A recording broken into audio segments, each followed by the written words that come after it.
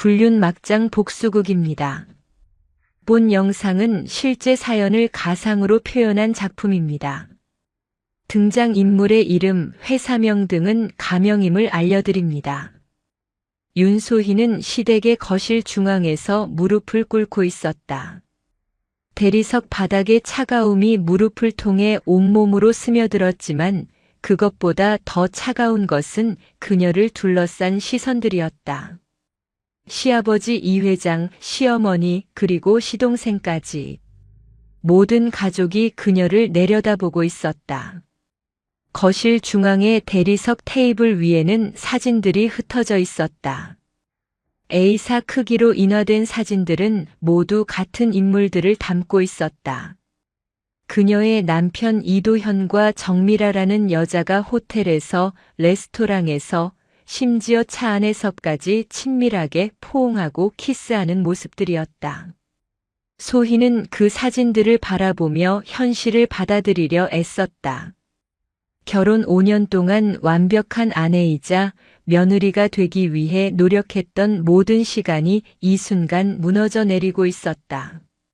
시댁의 행사에는 빠짐없이 참석했고 시어머니의 까다로운 요구에도 미소로 응했으며 남편을 뒷바라지하느라 자신의 꿈과 커리어를 모두 포기했었다. 이것들을 어떻게 설명할 건가? 이 회장의 목소리가 거실에 메아리 쳤다. 65세의 그는 여전히 카리스마 넘치는 모습이었지만 지금 그의 얼굴에는 분노와 실망이 가득했다. 이 그룹의 회장으로서 30년간 쌓아온 명성과 권위가 며느리의 남편, 즉 자신의 아들 때문에 흔들릴 수 있다는 분노였다. 아버님, 소희가 떨리는 목소리로 말하려 했지만 이 회장이 손을 들어 제지했다. 변명은 듣고 싶지 않다. 이 회장의 차가운 시선이 소희를 관통했다. 우리 도현이가 바람을 피운 것도 결국 내가 제대로 아내 역할을 못했기 때문 아니겠나? 소희의 가슴이 무너져 내렸다. 불륜의 피해자인 자신이 오히려 가해자 취급을 받고 있었다. 시댁에서는 항상 이런 식이었다. 무엇이든 며느리의 잘못으로 돌리는 것이 그들의 방식이었다. 거실 한편에 서 있던 도현은 고개를 숙인 채 아무 말도 하지 않았다. 32세의 그는 이 그룹의 후계자로 주목받고 있었지만 책임감은 그에 비례하지 않았다. 오히려 그는 자유로운 삶을 갈망했고 그 갈망이 불륜으로 이어진 것이었다. 도현아, 넌 뭐라고 할 말이 없나? 이 회장이 아들을 향해 물었다. 아버지, 죄송합니다. 도현의 대답은 성에 없었다. 진심 어린 사과라기보다는 상황을 모면하려는 형식적인 말에 불과했다. 소희는 도현을 바라보았다. 한때 사랑했던 남자, 5년간 헌신했던 남편의 모습에서 더 이상 미안함도 후회도 찾을 수 없었다. 오히려 그의 눈에는 이 모든 상황이 귀찮다는 듯한 기색만이 보였다. 시어머니가 앞으로 나섰다. 58세의 그녀는 평소에도 며느리에게 차가웠지만 오늘은 더욱 냉랭했다. 소희야, 내가 이 집안에 들어온 지 5년이 됐다. 네, 어머님. 그동안 우리가 널 어떻게 대했는지 생각해봐라. 평범한 집안 출신인 내가 이런 재벌가 며느리가 될 수 있었던 건 순전히 우리 가족의 배려 덕분이었어. 시어머니의 말에 소희는 입술을 깨물었다. 그들이 말하는 배려란 결국 자신을 무시하고 깔보는 것에 대한 포장일 뿐이었다. 하지만 이제 보니 내가 아내로서, 며느리로서 역할을 제대로 못해서 우리 도현이가 바람을 피운 것 같구나. 어머님, 그건. 그런데 더 가관인 건 내가 이런 수치스러운 일이 벌어졌는데도 우리 집안에 계속 있으려고 하는 것 같다는 거야. 시어머니의 말에 소희는 충격을 받았다. 자신이 이 집안에 계속 있으려고 한다고? 오히려 어떻게 이 집을 떠나야 할지 고민하고 있었는데 이 회장이 다시 입을 열었다. 소희야, 이 상황에서 우리가 할 수 있는 선택은 하나뿐이다. 소희의 심장이 빨라지기 시작했다. 불길한 예감이 들었다. 이 집안의 수치다. 오늘부로 넌 파양이다. 이 회장의 선언에 소희는 마치 벼락을 맞은 것 같았다. 파양. 그 한마디가 자신의 5년간의 결혼 생활을 완전히 지워버리는 것이었다. 아버님, 이미 결정된 일이다. 변호사를 통해 이혼 서류를 준비하겠다. 이 회장의 목소리는 단호했다. 그리고 당연히 위자료 같은 것도 기대하지 마라. 내가 아내 역할을 제대로 못해서 생긴 일인데 무슨 위자료가 있겠나? 소희는 이 회장의 말을 들으며 분노가 치밀어 올랐다. 불륜을 당한 피해자인 자신이 오히려 모든 책임을 뒤집어쓰고 쫓겨나는 상황이 억울했다. 내일까지 짐을 정리해서 나가거라. 이 회장의 최후 통첩에 소희는 고개를 들어 그를 바라보았다. 그리고 천천히 일어섰다. 정말 그렇게 하시겠습니까? 소희의 목소리에는 마지막 희망이 담겨 있었다. 혹시라도 이 회장이 마음을 바꿀까 하는. 그렇다. 이미 결정된 일이다. 이 회장의 냉정한 대답에 소희는 모든 희망을 접었다. 그 순간 소희의 눈에서 눈물이 흘러내렸다. 하지만 그 눈물이 흐르는 동안 그녀의 시선은 차갑게 굳어갔다. 슬픔과 절망이 분노로, 분노가 다시 차가운 결의로 변해가고 있었다. 알겠습니다. 소희가 조용히 대답했다. 하지만 한 가지만 말씀드리고 싶어요. 이 회장이 인상을 찌푸렸지만 소희는 계속했다. 버린 걸 후회하게 될 겁니다. 소희의 말에 거실이 순간 조용해졌다. 그녀의 목소리에는 지금까지 들어본 적 없는 차가운 무언가가 담겨 있었다. 뭐라고? 이 회장이 되물었지만 소희는 더 이상 대답하지 않았다. 대신 그녀는 고개를 숙여 인사하고 거실을 나갔다. 계단을 올라가며 소희는 지난 5년을 돌이켜보았다. 사랑한다고 믿었던 남편, 가족이라고 생각했던 시댁 식구들. 모든 것이 허상이었다. 그들에게 자신은 그저 이용당한 존재였을 뿐이었다. 침실에 들어선 소희는 옷장을 열었다. 명품 드레스들과 액세서리들이 가득했다. 모두 시댁에서 사준 것들이었다. 하지만 이제 이 모든 것들이 자신과는 상관없는 물건이 되어버렸다. 소희는 간단한 옷까지만 가방에 넣었다. 명품들은 모두 두고 갈 생각이었다. 그런 것들에 연연하고 싶지 않았다. 짐을 정리하면서 소희는 서랍 깊숙이 숨겨둔 통장을 꺼냈다. 결혼 후에도 몰래 모아둔 자금이 있었다. 많지는 않았지만 당분간 생활할 수는 있는 정도였다. 그날 밤 소희는 잠들지 못했다. 창밖으로는 서울의 야경이 보였다. 화려한 불빛들이 반짝이고 있었지만 소희의 마음은 어둠으로 가득했다. 하지만 그 어둠 속에서 새로운 계획이 싹트고 있었다. 눈물과 절망 대신 차가운 복수심이 그녀의 마음을 채우고 있었다. 이 회장은 자신을 버렸다. 도현은 배신했다. 그리고 미라는 자신의 자리를 빼앗았다. 하지만 그들은 아직 몰랐다. 한 여자를 절망의 구렁텅이로 밀어넣는 것이 얼마나 위험한 일인지를. 소희는 창가에 서서 밤하늘을 올려다보았다. 별들이 차갑게 빛나고 있었다. 마치 자신의 미래를 예고하는 것 같았다. 다 지켜보고 있어. 소희가 작게 중얼거렸다. 내가 얼마나 무서운 여자인지 곧 알게 될 거야. 다음 날 아침 소희는 간단한 짐만 들고 이 집을 떠났다. 돌아보지 않았다. 하지만 그녀의 마음속에는 이미 복수의 시나리오가 그려지고 있었다. 파양된 며느리의 복수가 시작되려 하고 있었다. 파양 선고를 받은 지 일주일이 지났다. 소희는 강남의 한 고급 아파트에서 서울 외곽의 허름한 원룸으로 거처를 옮겼다. 전세 40억 원짜리 펜트하우스에서 월세 50만 원짜리 지하 반지하 사이의 좁은 공간으로. 그 변화는 그녀의 인생이 어떻게 추락했는지를 적나라하게 보여주었다. 원룸은 10평도 안 되는 작은 공간이었다. 침대와 책상 그리고 작은 냉장고가 전부였다.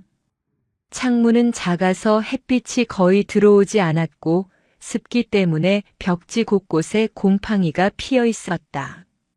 한때 수십억 원의 재산을 가진 재벌가 며느리였던 여자가 살기에는 너무나 초라한 공간이었다. 소희는 침대에 앉아 휴대폰을 바라보았다. 화면에는 무수히 많은 부재중 전화와 메시지들이 표시되어 있었다. 하지만 그 대부분은 기자들의 취재 요청이었다. 재벌가 며느리 파양 사건이 언론의 관심을 끌고 있었기 때문이었다. 진짜 안부를 묻는 연락은 거의 없었다. 한때 친하게 지냈던 재벌가 부인들은 모두 연락을 끊었다. 소희가 이 회장가에서 쫓겨났다는 소식이 알려지자마자 그들은 소희를 외면했다. 권력과 돈에 기대어 유지되던 인맥들이 하루아침에 사라진 것이었다. 대학 동창들도 마찬가지였다. 소희가 재벌가 며느리로 있을 때는 앞다투어 연락했던 친구들이 이제는 피하고 있었다. 추락한 사람과 엮이는 것을 부담스러워하는 것이었다. 역시 이런 거였구나. 소희가 쓸쓸하게 웃으며 휴대폰을 내려놓았다. 인간관계라는 것이 얼마나 허약한 기반 위에 서 있는지 뼈저리게 느꼈다. 냉장고를 열어보니 라면과 김치 그리고 계란 몇 개가 전부였다. 한때는 매일 호화로운 식사를 했지만 이제는 라면으로 끼니를 때워야 하는 신세가 되었다.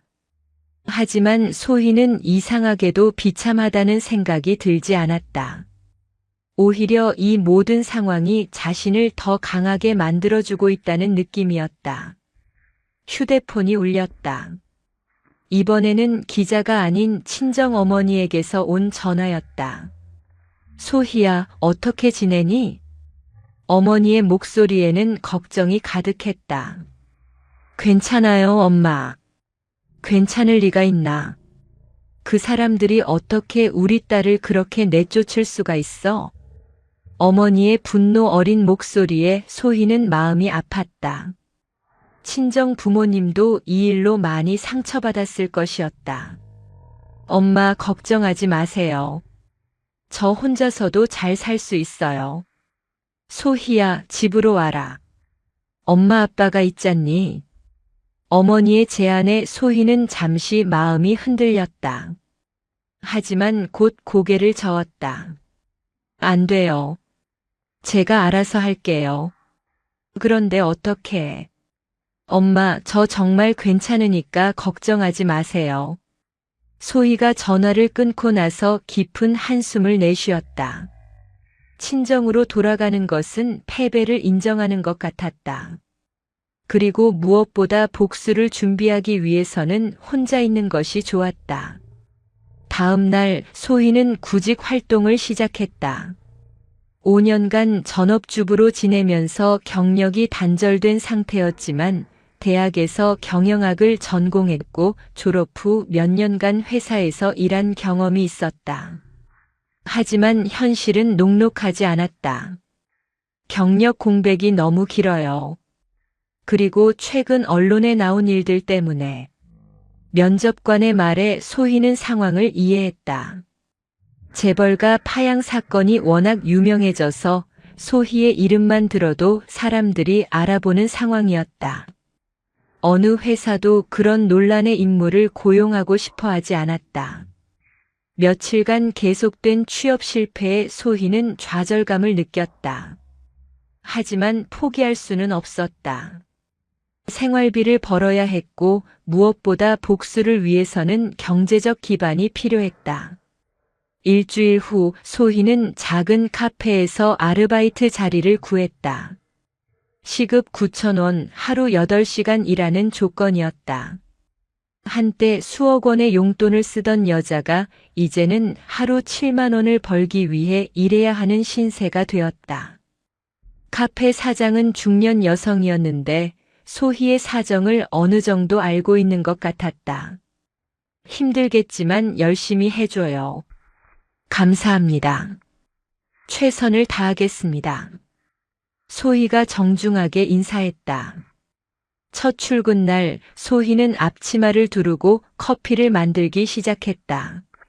손님들 중에는 그녀를 알아보는 사람들도 있었다. 수군거리는 소리가 들렸지만 소희는 신경 쓰지 않았다. 이 모든 것이 일시적인 것이라고 믿었다.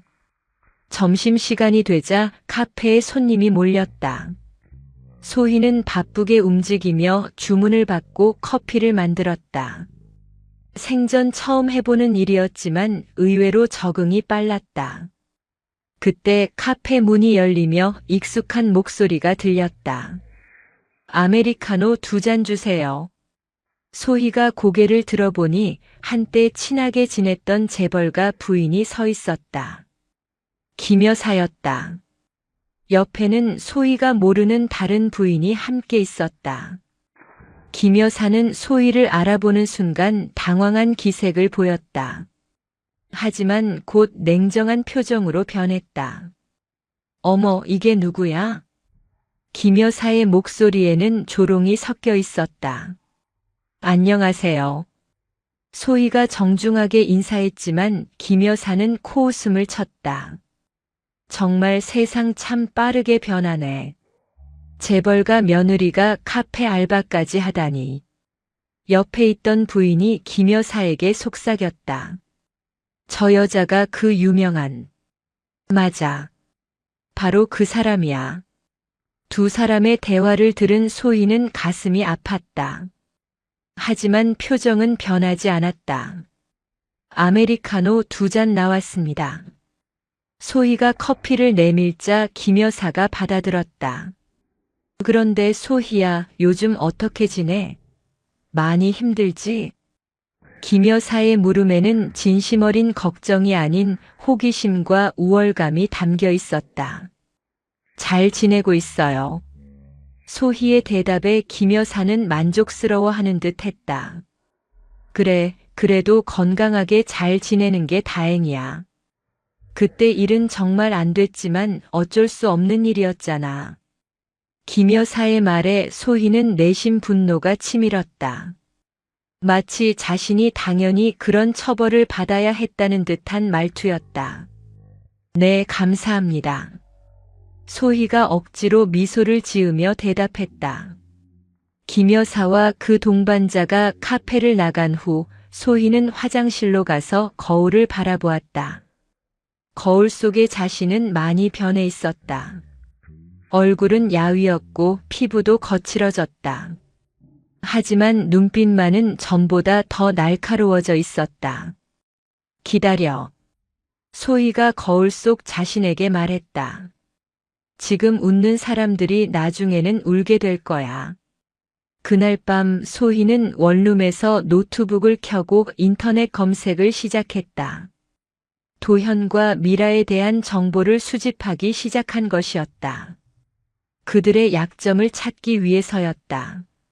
도현은 여전히 이 그룹의 후계자 자리를 유지하고 있었다. 미라와의 불륜이 알려졌음에도 불구하고 이 회장은 아들을 감싸고 있었다. 오히려 모든 책임을 소희에게 돌리며 아들을 보호하고 있었다. 미라에 대한 정보도 수집했다. 그녀는 패션 업계에서 일하는 디자이너였고 최근에는 도현의 후광을 업고 자신의 브랜드를 론칭할 준비를 하고 있었다. 다 계획이 있었구나. 소희가 정보들을 정리하며 중얼거렸다. 미라가 도현에게 접근한 것도 불륜을 시작한 것도 모두 계산된 일이었다는 것을 알 수 있었다. 새벽 2시가 되어서야 소희는 노트북을 덮었다. 오늘 하루도 너무나 길고 힘들었다. 하지만 절망하지 않았다. 오히려 복수에 대한 의지가 더욱 강해지고 있었다. 침대에 누워 천장을 바라보며 소희는 생각했다. 지금은 밑바닥에 있지만 이 자리가 영원하지는 않을 것이다. 반드시 일어설 것이고 자신을 무시한 모든 사람들에게 대가를 치르게 할 것이었다. 파양된 며느리의 새로운 인생이 시작되고 있었다. 카페에서 일한 지 한 달이 지났다. 소희는 이제 커피 머신 다루는 법에 완전히 익숙해졌고 손님들의 주문도 능숙하게 처리할 수 있게 되었다. 하지만 여전히 그녀를 알아보는 손님들의 시선과 수군거림은 계속되었다. 그럴 때마다 소희는 마음속으로 그들의 얼굴을 기억해 두었다. 언젠가는 그 시선들을 되돌려줄 날이 올 것이라고 믿으며. 토요일 오후 평소보다 한산한 카페에서 소희는 테이블을 정리하고 있었다. 그때 카페 문이 열리면서 익숙한 웃음소리가 들려왔다. 고개를 돌린 소희는 순간 숨이 막혔다. 도현과 미라가 손을 잡고 들어오고 있었다. 두 사람은 소희가 일하는 카페인 줄 모르고 온 것 같았다. 도현은 캐주얼한 셔츠에 청바지를 입고 있었고 미라는 화려한 원피스에 명품 가방을 들고 있었다. 행복해 보이는 연인의 모습이었다. 소희는 재빨리 뒤로 돌아서서 얼굴을 감췄다. 심장이 빠르게 뛰었지만 동시에 기회라는 생각이 들었다. 그들의 대화를 직접 들을 수 있는 절호의 기회였다. 여기 분위기 좋네. 사람도 별로 없고. 도현의 목소리가 들렸다. 맞아. 조용해서 좋아. 미라가 대답했다. 두 사람은 카페 한쪽 구석자리에 앉았다. 소희가 서 있는 카운터에서는 잘 보이지 않는 자리였다. 소희는 천천히 그들 쪽으로 다가가며 테이블을 닦는 척했다. 그런데 정말 소희 그 여자 때문에 힘들었어. 미라가 작은 목소리로 말했다. 이제 끝난 일이야. 신경 쓰지 마. 도현이 미라의 손을 잡으며 말했다. 하지만 아직 이혼이 완전히 끝나지 않았잖아. 1년이나 걸린다며? 형식적인 절차일 뿐이야. 아버지가 다 처리하고 계셔. 도현의 말에 소희는 분노가 치밀었다. 자신과의 이혼을 형식적인 절차라고 표현하다니. 그럼 우리 결혼은 언제 할 수 있어? 미라의 질문에 도현이 잠시 망설였다. 이혼이 완전히 끝나고 나서 생각해보자. 생각해본다고? 도현아, 나는 이미 3년이나 기다렸어. 미라의 목소리에 불만이 섞여 있었다. 소희는 충격을 받았다. 3년이라니. 그렇다면 자신이 결혼 2년 차일 때부터 이들의 불륜이 시작되었다는 뜻이었다. 미라야, 조금만 더 기다려줘. 지금은 아버지 눈치도 봐야 하고. 눈치? 나는 언제까지 숨어서 만나야 하는 거야? 미라의 목소리가 높아졌다. 쉿, 목소리 낮춰. 도현이 주변을 둘러보며 말했다. 소희는 그들이 보이지 않는 위치로 몸을 숨겼다. 심장이 뛰었지만 대화를 놓치고 싶지 않았다. 미라야, 너도 알잖아. 아버지가 얼마나 보수적인 분인지. 소희와의 이혼이 완전히 정리되기 전에는 섣불리 움직일 수 없어. 그럼 언제까지? 1년? 2년? 최대 1년 반이면 될 거야. 도현의 대답에 미라가 한숨을 쉬었다. 정말 답답해. 나는 벌써 30이 넘었다고. 알아. 미안해. 도현이 미라를 달래듯 말했다. 그런데 말이야, 소희 그 여자 요즘 뭐하고 지낸대? 미라의 질문에 소희의 온몸이 긴장했다. 글쎄 관심 없어. 어디서 뭘 하든 상관없고. 도현의 무관심한 대답에 소희는 가슴이 아팠다. 그래도 한때는 부부였잖아. 조금은 궁금하지 않아? 전혀. 애초에 우리는 사랑해서 결혼한 게 아니었거든. 도현의 말에 소희는 더욱 충격을 받았다. 그럼 왜 결혼했어? 아버지가 정해주신 거였어. 적당한 집안 출신의 순종적인 여자라고 해서. 순종적? 미라가 비웃듯 말했다. 맞아. 정말 재미없는 여자였어. 항상 집에만 있고 취미도 없고. 도현의 말에 미라가 웃었다. 그럼 나랑은 정반대네. 당연하지. 너는 활발하고 재미있잖아. 함께 있으면 시간 가는 줄 모르겠어. 두 사람의 대화를 들은 소희는 주먹을 꽉 쥐었다. 자신이 5년간 헌신한 결혼 생활이 그들에게는 그저 웃음거리였던 것이다. 그런데 소희가 파양당했다는 소문이 정말이야? 응. 아버지가 직접 내쫓으셨어. 와, 정말 철저하네. 위자료도 안 줬다고? 당연히. 잘못한 건 소혜 쪽인데 무슨 위자료가 있겠어. 도현의 말에 미라가 만족스러워하는 듯 했다. 잘 됐다. 그 여자가 얼마나 얄미웠는데. 얄미웠어? 응. 나를 볼 때마다 은근히 무시하는 눈빛이었어. 마치 자기가 재벌가 며느리라고 우쭐한다고 생각했지.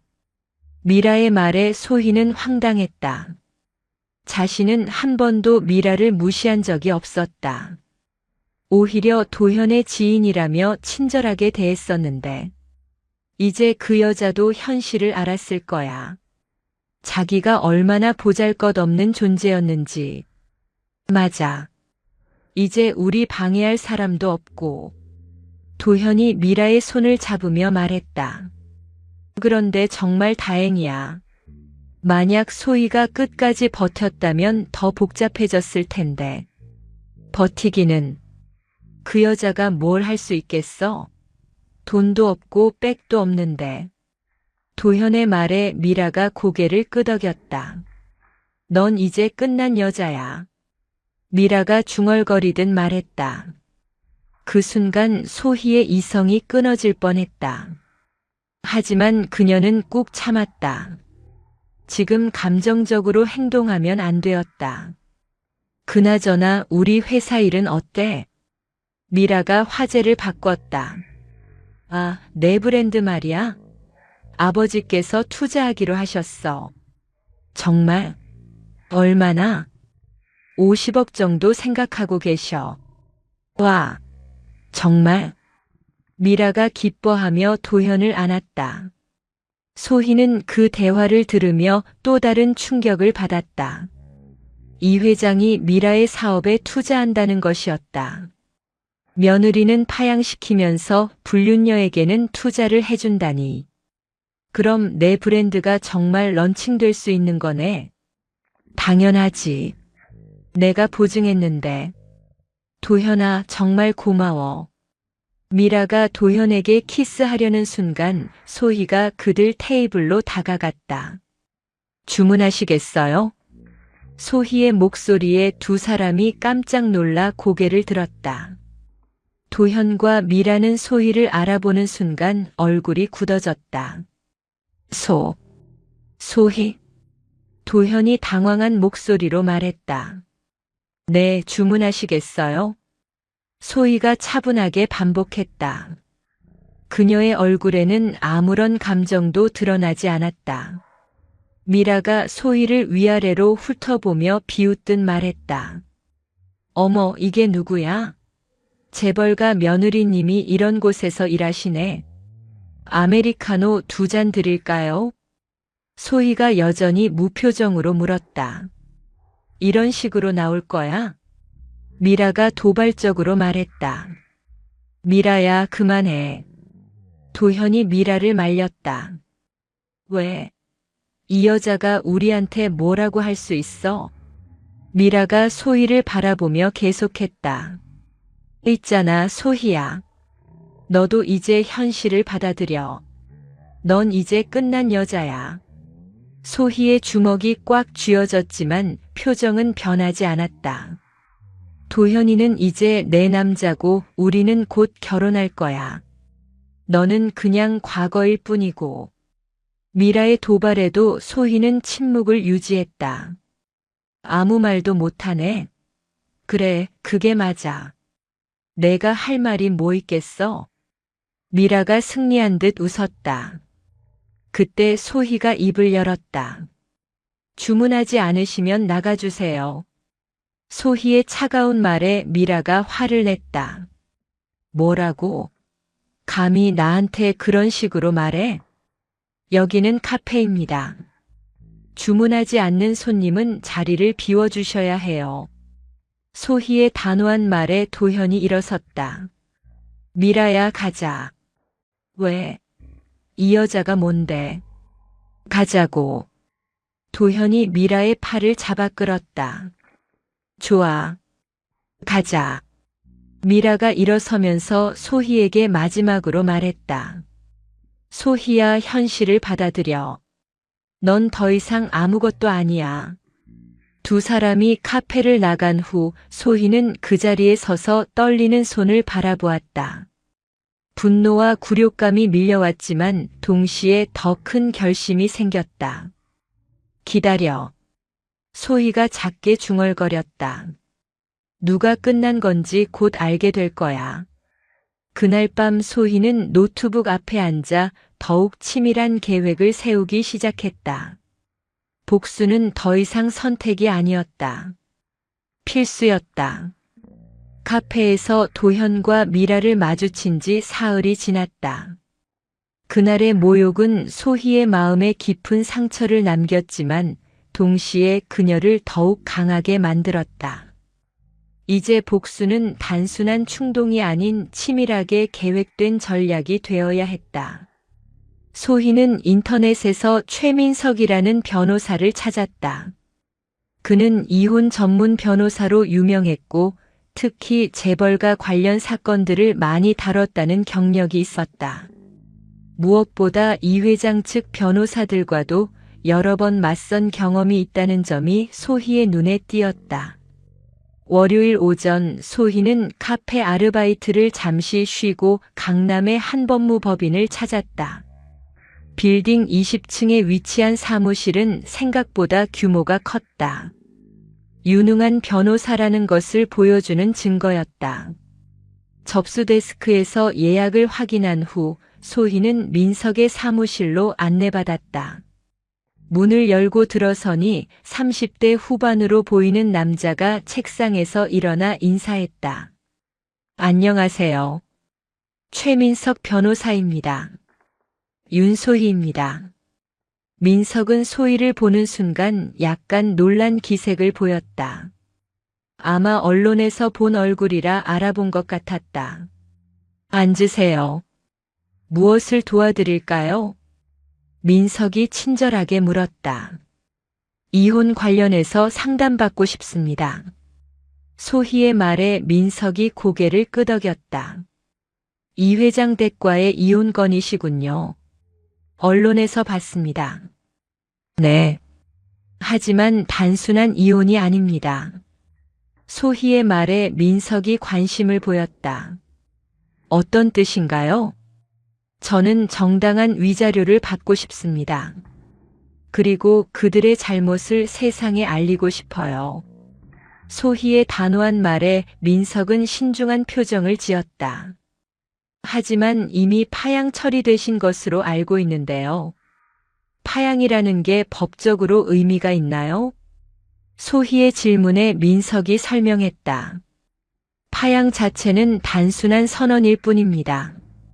법적으로는 여전히 혼인 관계가 유지되고 있어요. 이혼은 법원을 통해 정식으로 진행되어야 합니다. 그럼 저에게도 권리가 있다는 건가요? 당연합니다. 특히 상대방의 불륜이 명백하다면 위자료 청구가 가능해요. 민석의 말에 소희는 희망을 느꼈다. 소희는 가방에서 USB를 꺼내 민석에게 건넸다. 이건 뭔가요? 증거 자료입니다. 제가 수집한 모든 것이 들어있어요.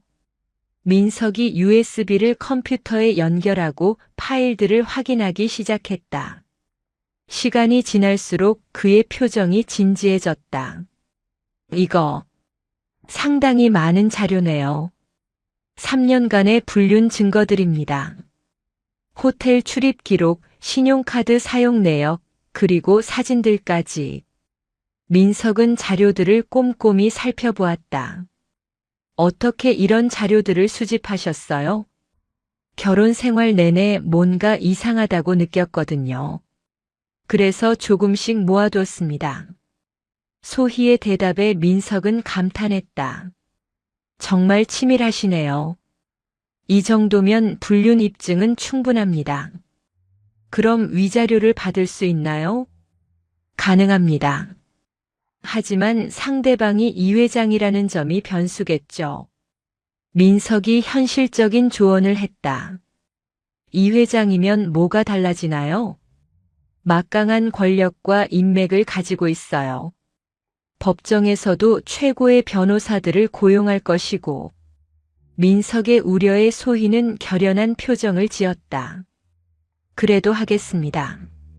제가 얼마나 정당한 피해자인지 보여주고 싶어요. 민석은 소희의 의지를 확인하고 나서 구체적인 계획을 설명하기 시작했다. 일단 조정부터 시작하겠습니다. 법원에서 이혼 조정 신청을 할 거예요. 조정이요? 네. 법적 절차입니다. 조정이 실패하면 그때 소송으로 가는 거죠. 민석이 절차를 설명했다. 예상 기간은 어느 정도인가요? 최소 1년은 봐야 할 것 같습니다. 상대방이 응하지 않으면 더 길어질 수도 있고요. 소희는 1년이라는 시간을 들으며 오히려 안도했다. 복수를 준비하기에는 충분한 시간이었다. 그리고 한 가지 더 제안하고 싶은 게 있습니다. 민석이 조심스럽게 말했다. 뭔가요? 상대방의 재산 상황도 조사해 보는 게 어떨까요? 위자료 산정에 도움이 될 것 같습니다. 재산 조사요? 네. 특히 도현 씨와 미라 씨의 사업 관련 자료들 말이에요. 민석의 제안에 소희는 관심을 보였다. 어떻게 조사할 수 있나요? 제가 아는 조사 전문가가 있습니다. 합법적인 범위 내에서 공개된 정보들을 수집하는 일을 해요. 그분을 만나볼 수 있을까요? 주선해 드리겠습니다. 상담을 마치고 법무법인을 나선 소희는 한결 마음이 가벼워졌다. 드디어 체계적인 복수가 시작될 것 같았다. 다음 날 민석의 소개로 소희는 김수정이라는 조사 전문가를 만났다. 40대 초반의 여성으로 예리한 눈빛이 인상적이었다. 이 회장 댁 관련 조사라니 쉽지 않은 일이네요. 김수정이 솔직하게 말했다. 그래도 할 수 있나요? 불가능한 건 아니에요. 다만 시간이 좀 걸릴 것 같습니다. 김수정이 노트북을 열며 설명하기 시작했다. 일단 이 그룹의 재무 상황부터 파악해야 해요. 그리고 도현 씨 개인 자산, 미라 씨의 사업 현황까지. 어떤 정보를 얻을 수 있나요? 공개된 재무제표, 부동산 등기부, 사업자 등록증 등등. 생각보다 많은 정보가 공개되어 있어요. 김수정의 설명에 소희는 기대가 되었다. 그리고 미라 씨의 새로운 브랜드 관련해서도 조사해 볼게요. 새로운 브랜드요? 네. 이 회장이 50억을 투자한다고 하셨죠? 그 자금 출처와 투자 구조를 파악해 보겠습니다. 김수정의 전문적인 접근에 소희는 감탄했다. 얼마나 시간이 걸릴까요? 한 달 정도 보시면 될 것 같아요. 일주일 후 김수정에게서 첫 번째 보고서가 왔다. 그 내용은 소희의 예상을 뛰어넘었다. 이 그룹의 재무 상황은 겉보기와 달리 그리 좋지 않았다. 최근 몇 년간 수익성이 떨어지고 있었고 일부 사업 부문에서는 손실이 발생하고 있었다. 더 흥미로운 것은 도현의 개인 자산이었다. 그는 회사 주식 외에는 별다른 재산이 없었다. 오히려 개인적으로 빚이 상당히 있었다. 도박빚이라고. 소희가 보고서를 보며 놀랐다. 민석이 설명했다. 네. 해외 카지노에서 진 빚이 상당합니다. 약 30억 정도 되는 것 같아요. 그럼 도현이 돈이 없다는 건가요? 개인적으로는 그렇죠. 회사 주식으로만 버티고 있는 상황입니다. 소희는 이 정보에 큰 관심을 가졌다. 도현의 약점이 될 수 있었다. 그리고 미라 씨의 브랜드 관련해서도 흥미로운 사실이 있어요. 김수정이 추가 설명을 했다. 50억 투자금이 정식 절차를 거치지 않고 있습니다. 이사회 승인도 없었고요. 그게 문제가 되나요? 대주주 횡령으로 볼 수 있어요. 특히 개인적 관계를 위한 투자라면 더욱 그렇죠. 소희는 이 모든 정보를 정리하며 새로운 계획을 세우기 시작했다. 단순한 이혼 소송이 아닌 더 큰 그림을 그릴 수 있을 것 같았다. 민석 변호사님, 이 정보들로 뭘 할 수 있을까요? 여러 가지가 가능합니다. 횡령 고발, 배임 신고 등등. 민석의 말에 소희의 눈이 번뜩였다. 그럼 이혼뿐만 아니라 형사 고발도 가능하다는 건가요? 증거가 확실하다면 가능합니다. 소희는 복수의 규모가 커지는 것을 느꼈다. 단순히 위자료를 받는 것이 아니라 그들의 모든 것을 무너뜨릴 수 있을 것 같았다. 좋습니다. 모든 걸 준비해 주세요. 소희의 결연한 말에 민석이 고개를 끄덕였다. 그날 밤 소희는 원룸에서 모든 자료를 정리했다. 이제 정말로 전쟁이 시작될 것이었다. 하지만 이번에는 혼자가 아니었다. 전문가들이 함께 하고 있었고 무엇보다 확실한 증거들이 있었다. 복수의 설계도가 완성되어 가고 있었다. 민석과 김수정의 도움으로 복수 계획을 세운 지 한 달이 지났다. 소희는 여전히 카페에서 일하며 평범한 일상을 유지하고 있었지만 내부적으로는 착착 준비를 진행하고 있었다. 첫 번째 단계는 도현의 도박빚 문제를 이용하는 것이었다. 김수정의 조사 결과 도현이 빚을 진 곳은 마카오의 한 카지노였다. 그리고 그 빚을 갚기 위해 회사 자금을 몰래 사용하고 있다는 정황도 포착되었다. 이는 명백한 횡령이었고 이 회장조차 모르는 사실이었다. 소희는 이 정보를 언론에 흘리기로 결심했다. 직접적으로 하지 않고 익명의 제보 형태로 여러 경제지에 동시에 알렸다. 화요일 아침 첫 번째 기사가 나왔다. 이 그룹 후계자 도현, 해외 도박빚 의혹이라는 제목으로 한 경제신문이 단독 보도했다. 기사에는 도현의 마카오 카지노 출입 기록과 거액의 빚에 대한 구체적인 내용이 담겨 있었다. 소희는 카페에서 일하면서 뉴스를 확인했다. 기사가 나간 지 몇 시간 만에 이 그룹 주가가 하락하기 시작했다. 투자자들이 후계자의 도덕적 해이에 대해 우려를 표하고 있었다. 점심시간이 되자 소희의 휴대폰이 울렸다. 민석에게서 온 전화였다. 소혜 씨, 뉴스 봤어요? 네, 봤어요. 이 회장 측에서 움직이기 시작했어요. 오늘 오후에 긴급 이사회가 열린다고 합니다. 민석의 말에 소희는 계획이 순조롭게 진행되고 있다는 것을 느꼈다. 도현은 어떤 반응인가요? 완전히 패닉 상태라고 하네요. 회사에서 해명 자료를 준비하고 있지만 쉽지 않을 것 같아요. 그날 저녁 이그룹에서 공식 해명 자료를 발표했다. 하지만 그 내용은 오히려 의혹을 더 키웠다. 도박 사실 자체는 부인하지 못하고 다만 개인적인 일이며 회사와는 무관하다는 입장만 밝혔다. 다음 날 더 큰 파문이 일었다.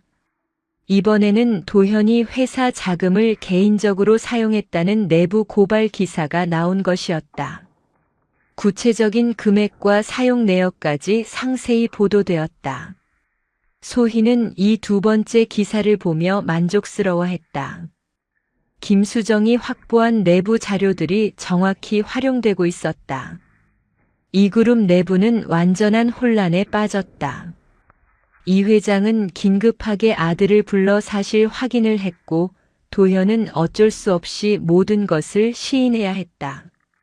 30억이라고? 정말 그만큼 잃었다는 거냐?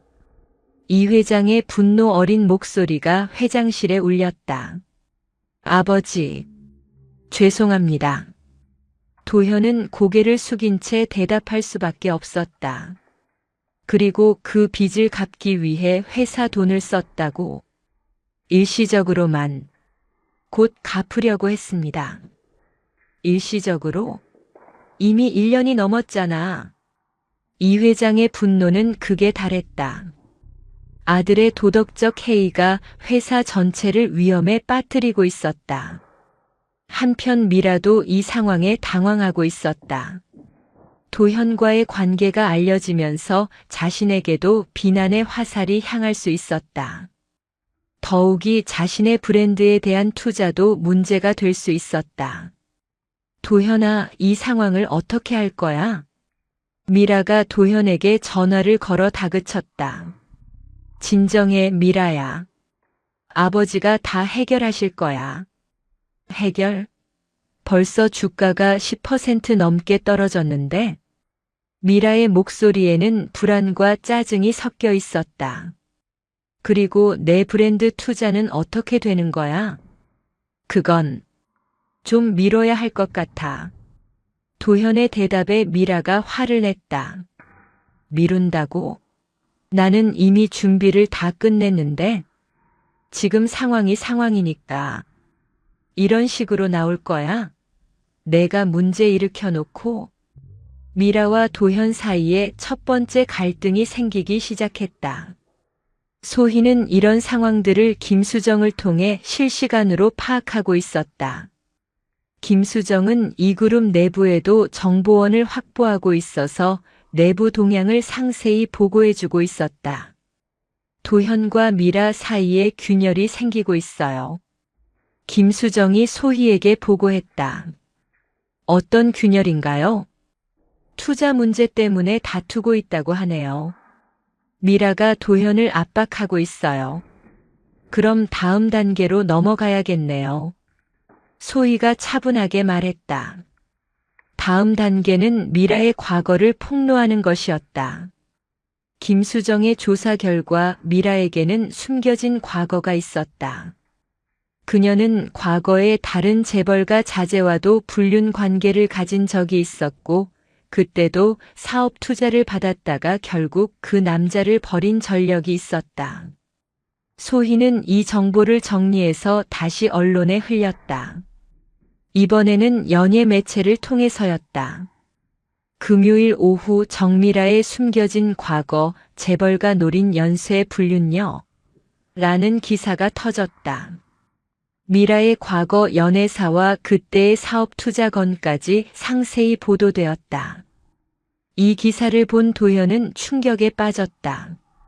미라가 자신에게 숨긴 과거가 있었다는 것, 그리고 자신이 그녀의 또 다른 먹잇감이었을 수도 있다는 생각에 혼란스러워했다. 미라야, 이 기사가 정말이야? 도현이 미라에게 다그치듯 물었다. 뭔 소리야? 다 거짓말이야. 미라가 발끈했지만 도현은 확신이 서지 않았다. 그럼 박 회장 아들과는 정말 아무 일 없었어? 그건 정말 아무것도 아니었어. 그냥 친구였다고. 미라의 어색한 대답에 도현의 의심은 더욱 커졌다. 친구가 사업 투자를 해줘? 30억씩이나? 도현아, 나를 믿지 못하겠어? 미라가 울먹이며 호소했지만 도현의 마음은 이미 흔들리고 있었다. 이 상황을 지켜본 이 회장은 더욱 분노했다. 아들의 불륜 상대가 과거에도 비슷한 일을 저질렀다는 사실에 경노했다. 그 여자를 당장 정리해. 이 회장이 도현에게 명령했다. 아버지, 당장 그 여자와 헤어져. 아니면 너도 회사에서 나가. 이 회장의 최후 통첩에 도현은 선택의 기로에 서게 되었다. 한편 소희는 이 모든 상황을 차분히 지켜보고 있었다. 계획이 예상보다 빠르게 진행되고 있었다. 도현과 미라 사이의 신뢰가 무너지기 시작했고 이 회장도 미라를 완전히 적으로 돌렸다. 이제 마지막 단계만 남았네요. 소희가 민석에게 말했다. 마지막 단계요? 이 회장의 비자금 조성건을 폭로할 때가 왔어요. 소희의 말에 민석이 긴장했다. 그건 너무 위험하지 않을까요? 위험하지만 가장 효과적이에요. 이 회장까지 무너뜨려야 진짜 복수가 완성되는 거죠. 소희의 눈에는 차가운 결의가 번뜩이고 있었다. 김수정의 조사에 따르면 이 회장은 수년간 비자금을 조성해왔다. 정치인들에게 로비하고 각종 허가를 받기 위해 뇌물을 준 기록들이 있었다. 이 모든 것이 폭로되면 이 그룹 전체가 무너질 수도 있었다. 정말 하시겠어요? 민석이 마지막으로 확인했다. 네. 저를 파양한 대가를 치르게 해주겠어요. 소희의 단호한 대답에 민석은 더 이상 말리지 않았다. 복수의 마지막 단계가 시작되려 하고 있었다. 이 회장의 70세 생일 파티가 열리는 날이었다. 서울 시내 최고급 호텔의 그랜드 볼룸에는 정재계 인사들이 총집결했다. 국회의원, 대법관, 재벌가, 총수들까지 300여 명의 권력층이 모인 자리였다. 이 회장에게는 자신의 위상을 과시할 수 있는 중요한 행사였고 소희에게는 복수를 완성할 수 있는 완벽한 무대였다. 소희는 파티장 근처 카페에서 모든 준비를 점검하고 있었다. 민석과 김수정도 각자의 역할을 맡아 대기하고 있었다. 오늘 밤 이 회장과 도현 그리고 미라의 모든 비리가 세상에 드러날 예정이었다. 파티장에는 대형 스크린이 설치되어 있었고 이 회장의 70년 인생을 기념하는 영상이 상영될 예정이었다. 하지만 오늘 밤 그 스크린에는 전혀 다른 내용이 나타날 것이었다. 오후 7시 파티가 시작되었다. 이 회장은 최고급 턱시도를 입고 있었고 그의 옆에는 부인이 화려한 드레스를 입고 서 있었다.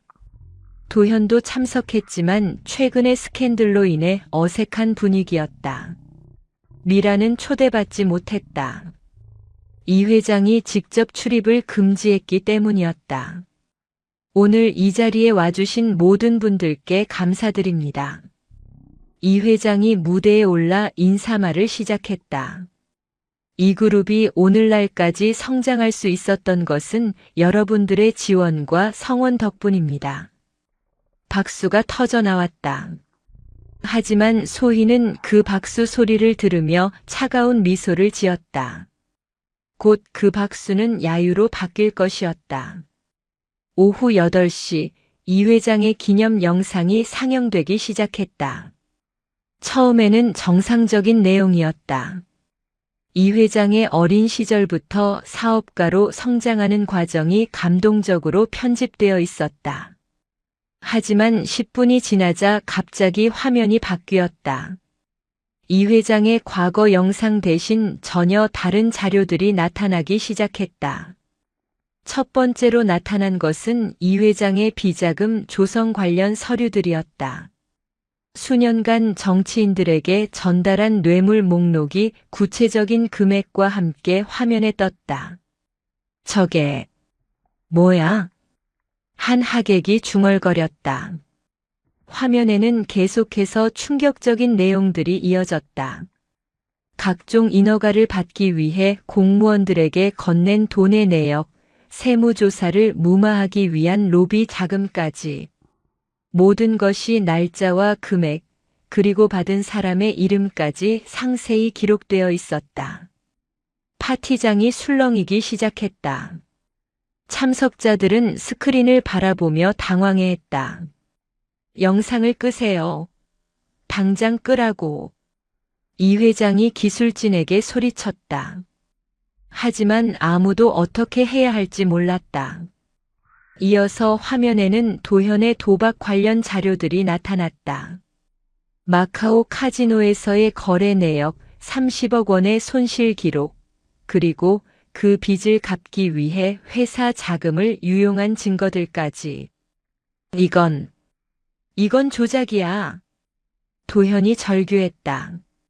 하지만 증거들이 너무 구체적이고 상세했다. 가장 충격적인 것은 마지막에 나온 미라 관련 자료였다. 그녀의 과거 불륜 이력뿐만 아니라 이 회장이 그녀의 브랜드에 50억을 투자한 과정까지 모두 공개되었다. 정식 이사회 승인 없이 이루어진 개인적 투자라는 사실도 드러났다. 파티장은 완전한 아수라장이 되었다. 기자들은 카메라를 들고 촬영을 시작했고 참석자들은 충격에 빠져 웅성거렸다. 이것은 명백한 비리입니다. 한 국회의원이 소리쳤다. 어떻게 이런 일이? 대법관 출신 인사도 경악을 금치 못했다. 이 회장은 무대에서 얼굴이 하얗게 질렸다. 30년간 쌓아온 명성과 권위가 단 몇 분 만에 무너져 내리고 있었다. 여러분, 잠시만요. 이건 오해입니다. 이 회장이 해명하려 했지만 아무도 들으려 하지 않았다. 도현도 마찬가지였다. 그는 파티장을 빠져나가려 했지만 기자들이 몰려들어 질문을 쏟아냈다. 도현 씨, 도박빚이 정말 30억인가요? 회사 자금 유용에 대해 해명해 주세요. 도현은 아무 대답도 하지 못한 채 도망치듯 파티장을 나갔다. 한편 미라는 자신의 아파트에서 실시간 뉴스를 통해 이 모든 상황을 지켜보고 있었다. 자신의 과거까지 공개된 것을 보며 절망에 빠졌다. 이게 다 누구 짓이야? 미라가 절규했다. 하지만 답해줄 사람은 아무도 없었다. 파티장에서는 참석자들이 하나둘씩 자리를 떠나기 시작했다.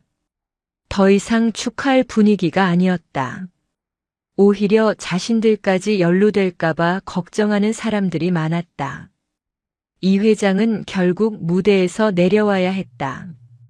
그의 70세 생일 파티는 인생 최악의 악몽으로 변해버렸다. 소희는 호텔 근처에서 이 모든 광경을 지켜보고 있었다. 파티장에서 나오는 사람들의 충격에 빠진 표정들을 보며 복수가 성공했다는 것을 실감했다. 완벽했어요. 민석이 소희에게 말했다. 네. 모든 게 계획대로였어요. 소희의 목소리에는 차가운 만족감이 담겨 있었다. 다음 날부터 모든 언론이 이 사건을 톱뉴스로 다뤘다. 이 회장 일가의 몰락, 30년 쌓은 제국의 하루 만에 무너진 신화 등의 헤드라인이 쏟아져 나왔다. 검찰도 즉시 수사에 착수했다. 이 회장의 비자금 조성과 뇌물 공여, 도현의 회사 자금 유용, 그리고 미라 관련 투자의 적법성까지 모든 것이 수사 대상이 되었다. 이 그룹의 주가는 연일 하한가를 기록했다. 투자자들이 대거 이탈하면서 회사 자체의 존립이 위험해졌다. 이 회장은 긴급 이사회를 소집했지만 이사들 대부분이 그의 사임을 요구했다. 회장님, 더 이상은 어렵습니다.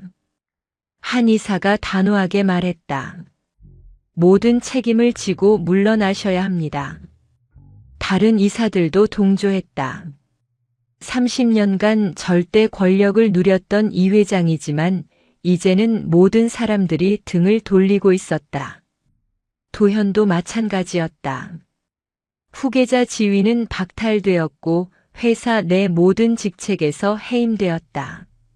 심지어 검찰 수사까지 받게 되면서 구속 위기에 처했다. 미라는 더욱 처참한 상황이었다. 과거 불륜 이력이 공개되면서 사회적으로 완전히 매장되었다. 준비하던 브랜드 런칭은 물론이고 패션업계에서 일하는 것 자체가 불가능해졌다. 일주일 후 소희는 민석의 사무실에서 이 모든 상황을 정리하고 있었다. 정말 대단했어요. 이렇게까지 완벽하게 성공할 줄은 몰랐습니다. 민석이 감탄하며 말했다. 이제 이혼 소송은 어떻게 될까요? 상대방이 이런 상황에서는 조건 없이 이혼에 응할 수밖에 없을 거예요. 민석의 말에 소희는 만족스러워했다. 그리고 위자료도 상당히 받을 수 있을 것 같습니다. 얼마나요? 최소 100억은 될 것 같아요. 민석의 말에 소희는 놀랐다. 예상보다 훨씬 큰 금액이었다. 하지만 가장 중요한 것은 다른 거죠. 소희가 말했다. 다른 건 뭐요? 이제 제가 이 그룹을 인수할 수 있다는 거예요. 소희의 말에 민석이 깜짝 놀랐다. 인수요? 네. 주가가 이렇게 떨어진 상황에서 적정 자금만 있으면 경영권을 장악할 수 있어요. 소희의 계획은 단순한 복수를 넘어서 있었다. 자신을 버린 가문을 완전히 차지하는 것이었다. 정말 그럴 수 있을까요? 위자료와 제가 모아둔 자금을 합치면 가능해요. 그리고 김수정 씨가 투자자들도 소개해주겠다고 하셨고요. 소희의 말에 민석은 그녀의 치밀함에 다시 한번 놀랐다. 복수의 무대는 성공적으로 끝났다. 하지만 소희의 진짜 목표는 이제부터 시작이었다. 파양된 며느리가 그 가문의 새로운 주인이 되는 것.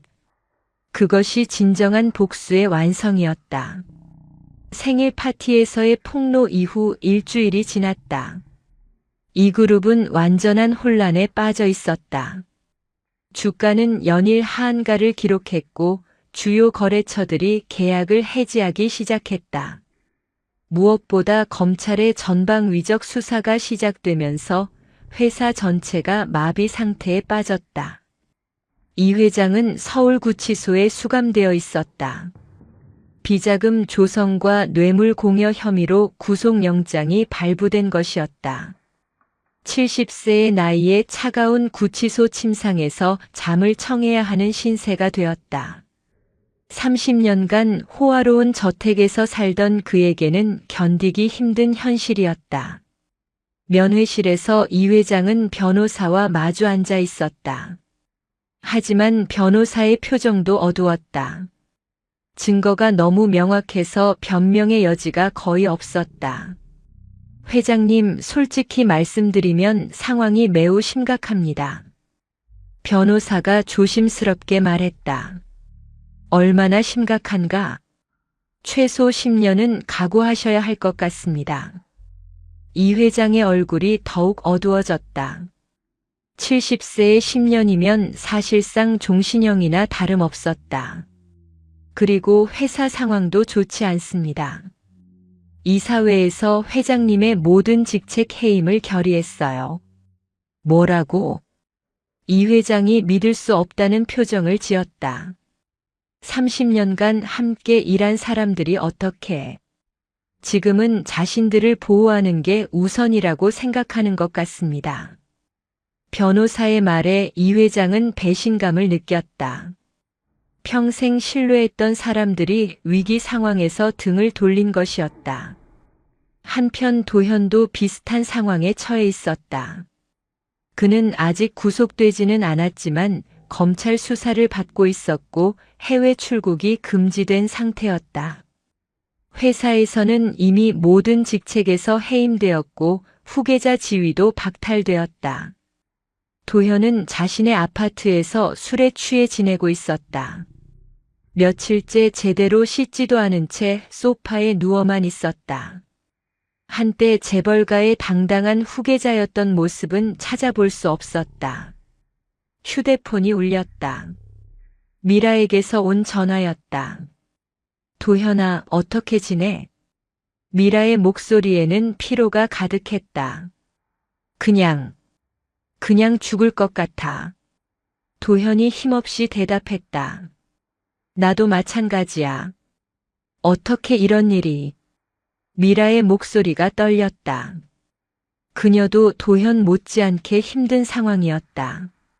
생일 파티 이후 미라의 과거가 모두 공개되면서 그녀는 사회적으로 완전히 매장되었다. SNS에는 그녀를 비난하는 댓글들이 쏟아졌고 거리에서는 사람들이 그녀를 알아보고 손가락질했다. 도현아, 우리 어떻게 할까? 미라가 절망적인 목소리로 물었다. 모르겠어. 정말 모르겠어. 도현도 답을 찾지 못했다. 두 사람 모두 어떻게 이 상황을 해결해야 할지 알 수 없었다. 그런데 이 모든 게 정말 우연일까? 미라가 의심스러운 목소리로 말했다. 무슨 뜻이야? 이 타이밍이 너무 의심스러워. 마치 누군가 계획한 것 같아. 미라의 말에 도현도 뭔가 이상하다는 생각이 들었다. 하지만 누가 이런 일을 꾸밀 수 있을지 도무지 짐작이 가지 않았다. 며칠 후 더 큰 충격이 기다리고 있었다. 이 회장이 면회실에서 쓰러진 것이었다. 과도한 스트레스로 인한 심근경색이었다. 응급실로 옮겨졌지만 의식을 잃은 상태였다. 아버지, 도현이 병원으로 달려왔다. 중환자실 앞에서 그는 처음으로 눈물을 흘렸다. 의사 선생님, 아버지는 괜찮으신가요? 상태가 위중합니다. 최선을 다하고 있지만 의사의 말에 도현은 절망했다. 이제 아버지마저 잃을 수 있다는 생각에 공포가 밀려왔다. 그날 밤 뉴스에서는 이 회장의 병원 이송 소식을 크게 다뤘다. 이 회장 심근경색으로 의식불명, 몰락한 재벌가의 비극적 최후 등의 헤드라인이 쏟아져 나왔다. 소희는 이 뉴스를 보며 복잡한 감정을 느꼈다. 복수는 성공했지만 이 회장이 죽을 수도 있다는 소식에는 묘한 기분이 들었다. 너무 심했나? 소희가 혼잣말을 했다.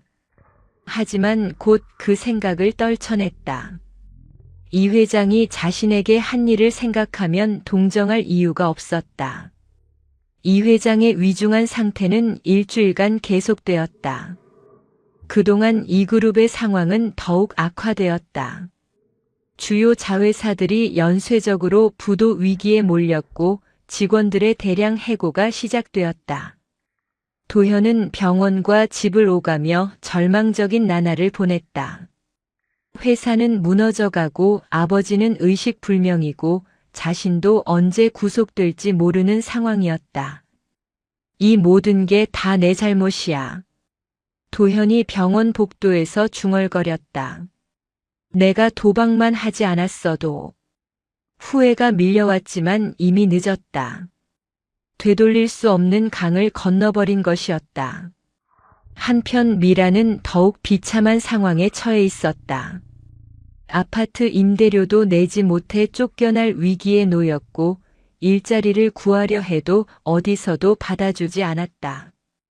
그녀의 과거가 워낙 유명해져서 어디서든 거부당했다. 이럴 줄 알았으면. 미라가 허름한 고시원 방에서 울고 있었다. 한때 화려한 삶을 꿈꿨던 그녀였지만 이제는 하루하루 생존하는 것도 힘든 상황이었다.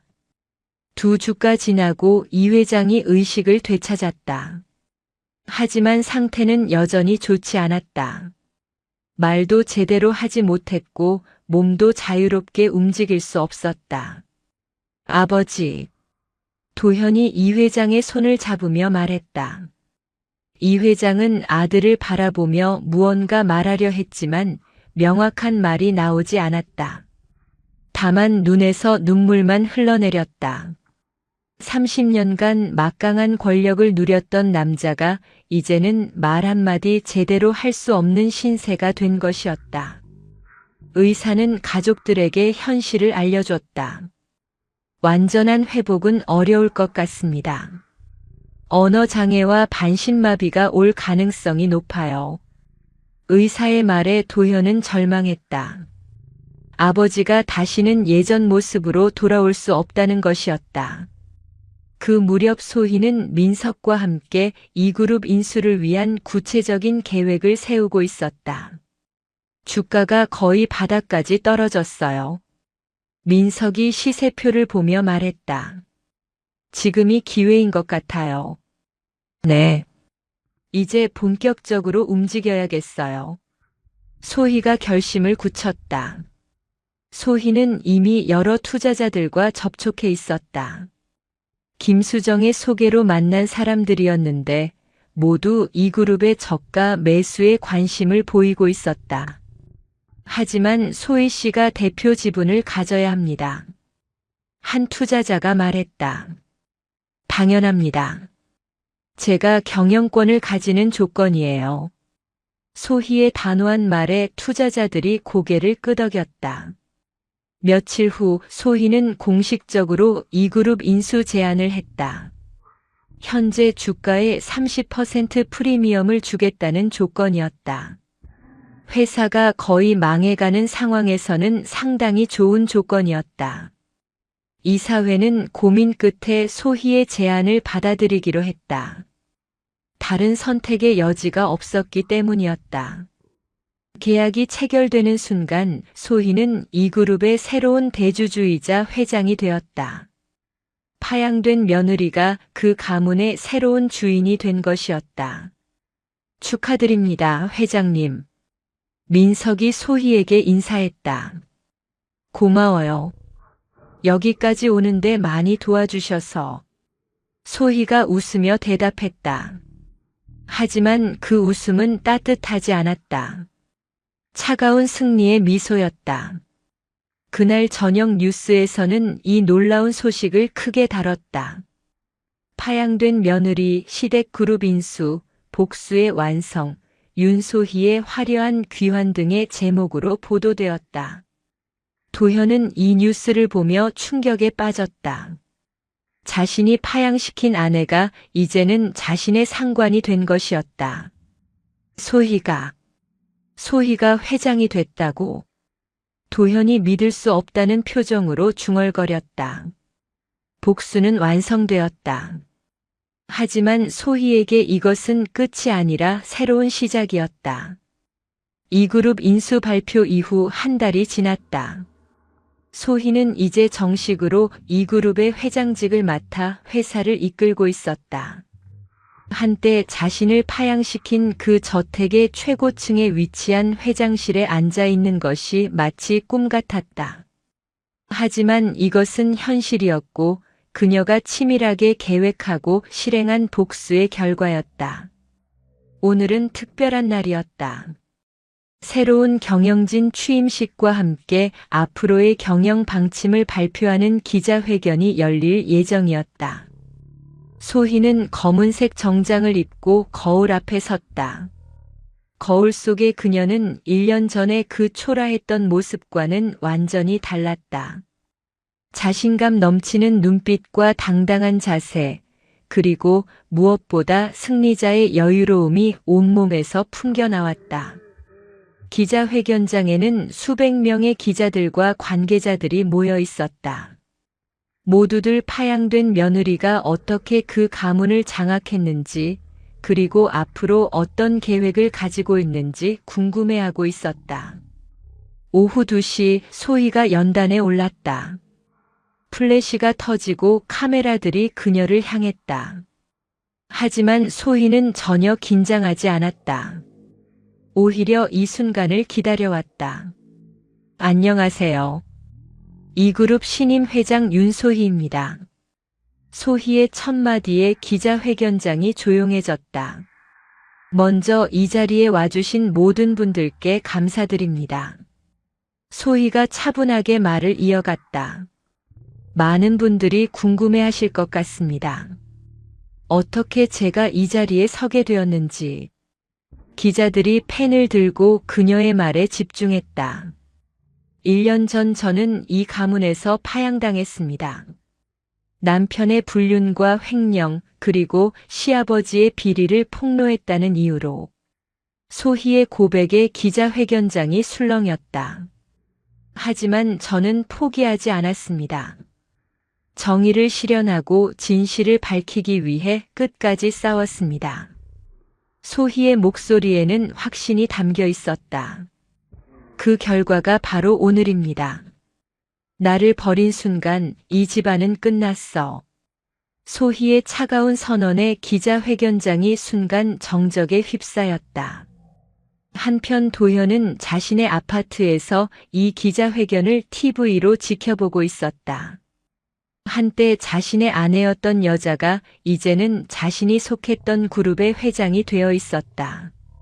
믿을 수 없는 현실이었다. 어떻게 이런 일이. 도현이 중얼거렸다. 그의 얼굴은 완전히 망가져 있었다. 며칠째 제대로 씻지도 않고 수염도 기르지 않은 상태였다. 화면 속 소희는 당당하고 자신감 넘치는 모습이었다. 도현이 알던 그 순종적이고 조용했던 아내의 모습은 전혀 찾아볼 수 없었다. 기자회견에서 소희는 질문을 받기 시작했다. 회장님, 앞으로 이 그룹을 어떻게 운영하실 계획인가요? 한 기자가 물었다. 완전히 새롭게 태어날 것입니다. 소희가 자신 있게 대답했다. 부정과 비리로 얼룩진 과거를 완전히 청산하고 투명하고 윤리적인 기업으로 거듭날 것입니다. 전 경영진에 대해서는 어떤 조치를 취하실 건가요? 다른 기자가 질문했다. 당연히 모든 책임을 묻겠습니다. 법적 처벌은 물론이고 회사에 끼친 손해도 배상받을 것입니다. 소희의 단호한 답변에 기자들이 연신 카메라를 눌러댔다. 그럼 이도현 전 후계자와의 관계는 어떻게 되나요? 더 이상 아무런 관계가 없습니다. 소희의 차가운 대답에 도현은 TV 앞에서 주먹을 쥐었다. 그리고 한 가지 더 말씀드리고 싶은 것이 있습니다. 소희가 계속했다.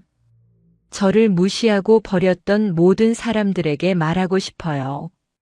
여러분이 얼마나 큰 실수를 했는지 이제 아실 거예요. 소희의 메시지는 단순히 도현과 이 회장뿐만 아니라 그녀를 외면했던 모든 사람들을 향한 것이었다. 기자회견이 끝난 후 소희는 회장실로 돌아왔다. 거대한 창문 너머로 서울 시내가 한눈에 보였다. 한때 이 회장이 30년간 바라보았던 그 풍경을 이제는 자신이 내려다보고 있었다. 민석이 회장실을 찾아왔다. 그는 이제 이 그룹의 법무 담당 상무로 승진해 있었다. 기자회견 정말 완벽했어요. 민석이 축하 인사를 건넸다. 고마워요. 여기까지 오는데 정말 많이 도와주셔서. 소희가 진심으로 감사 인사를 했다. 앞으로 계획은 어떻게 되세요? 일단 회사 정상화가 우선이에요. 그리고 소희가 잠시 망설이다가 말했다. 도현과 미라에게 마지막 인사를 해야겠어요. 민석이 의외라는 표정을 지었다. 정말 필요한가요? 네. 마무리는 해야죠. 다음 날 소희는 도현에게 만남을 요청했다. 도현은 처음에는 거부했지만 결국 응할 수밖에 없었다. 소희가 이제 자신보다 훨씬 높은 위치에 있다는 것을 인정해야 했다. 만남 장소는 한강공원이었다. 조용하고 한적한 곳에서 마지막 대화를 나누고 싶었다. 오후 3시 도현이 나타났다. 그의 모습은 1년 전과 완전히 달랐다. 초췌하고 지친 얼굴, 구겨진 옷차림, 그리고 무엇보다 자신감을 완전히 잃은 눈빛이었다. 소희야. 도현이 힘없이 말했다. 안녕하세요, 도현 씨. 소희가 정중하게 인사했다. 더 이상 그를 남편이라고 부르지 않았다. 어떻게 이런 일을 할 수 있었어? 도현이 절규하듯 물었다. 저에게 그런 질문을 할 자격이 있다고 생각하세요? 소희의 차가운 반문에 도현은 할 말을 잃었다. 제가 한 일은 단지 진실을 밝힌 것뿐이에요. 당신들이 저지른 잘못을 세상에 알린 거죠. 하지만 이렇게까지요? 저를 파양시킬 때는 생각 안 하셨나요? 소희의 날카로운 지적에 도현은 고개를 숙였다. 정말 미안해. 모든 걸 돌려줄게. 제발. 돌려준다고요? 뭘요? 소희가 냉소하며 물었다. 제 1년간의 고통을, 제 자존심을, 아니면 파양당한 굴욕을? 도현은 대답할 수 없었다. 이제 와서 미안하다고 하면 모든 게 해결되는 줄 아세요? 소희의 목소리에 분노가 섞여 있었다. 그럼 어떻게 해야 해? 아무것도 하지 마세요. 그냥 조용히 사세요. 소희가 일어서며 마지막 통보를 했다. 그리고 다시는 제 앞에 나타나지 마세요. 며칠 후 소희는 미라와도 만났다. 미라는 도현보다도 더 처참한 모습이었다. 고시원에서 생활하며 아르바이트로 연명하고 있었다. 소희야. 미라가 눈물을 흘리며 말했다. 정말 미안해. 내가 잘못했어. 지금 와서 사과한다고 달라지는 건 없어요. 소희가 차갑게 대답했다. 하지만 한 가지는 인정해야겠어요. 뭘? 당신이 저보다 똑똑했다는 거. 처음부터 끝까지 계획이 있었던 거죠? 미라의 질문에 소희는 미소를 지었다. 그렇다고 볼 수 있죠. 언제부터? 파양당한 그날부터요. 소희의 대답에 미라는 소름이 돋았다. 1년 동안 이 모든 걸 준비한 거야? 네. 당신들을 무너뜨리기 위해서. 소희의 고백에 미라는 경악했다. 그럼 카페에서 일한 것도 연기였어요. 당신들을 방심시키기 위한. 미라는 자신들이 얼마나 소희를 과소평가했는지 깨달았다. 소희야, 제발. 이제 끝이에요. 더 이상 할 말은 없어요. 소희가 돌아서며 마지막으로 말했다. 그때 말했죠? 버린 걸 후회하게 될 거라고. 그날 저녁 소희는 회장실에서 서울의 야경을 바라보며 와인을 마셨다. 1년간의 복수가 모두 끝났다. 자신을 버린 사람들은 모두 무너졌고 자신은 그들보다 더 높은 곳에 올라와 있었다. 창밖 도시의 불빛들이 반짝이고 있었다. 마치 새로운 제국의 탄생을 축하하는 것 같았다. 소희는 와인잔을 들어 올렸다. 파양된 며느리에서 시작된 여정이 그룹 회장으로 끝났다. 완벽한 복수의 귀환이었다. 새로운 시작이야. 소희가 혼잣말을 하며 미소를 지었다. 하지만 그 미소는 따뜻하지 않았다. 승리자의 차가운 미소였다.